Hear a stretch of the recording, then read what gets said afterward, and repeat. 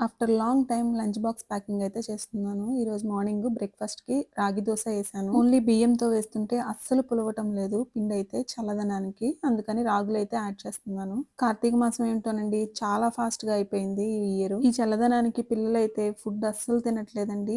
పెట్టింది పెట్టినట్టు తీసుకొచ్చేస్తున్నారు. ఎందుకు తినలేదు అని అడిగితే చాలు మా చిన్న పాప ఎన్ని రీజన్స్ ఇస్తదో, గట్టిగా అరిస్తే ఆ లంచ్ బాక్స్‌లు ఎక్కడైనా పడేసి వస్తారేమోనని చెప్పి అదొక ఇది అనిపిచ్చింది. నేను లాస్ట్ టైము బయటికెళ్ళి వస్తుంటే ఒక బాబండి స్కూల్ బస్ దిగి ఇంటికి వెళ్ళే దారిలో లంచ్ బాక్స్‌లోది అంతా ఫుడ్ అంతా పడేసి ఎళ్ళిపోయాడు. నాకది చూసి కిడ్స్‌కి ఫుడ్ వాల్యూ తెలియాలి అనిపిచ్చింది. ఫస్ట్ టైము పప్పుచారు పెట్టానండి లంచ్‌కి. ఇదే ఫస్ట్ టైము పెట్టడం. ఎలా ఉంటదో కూడా తెలీదు. ఎలా తింటారో కూడా. ఇక స్నాక్స్‌కైతే పీనట్స్ బాయిల్ చేశాను.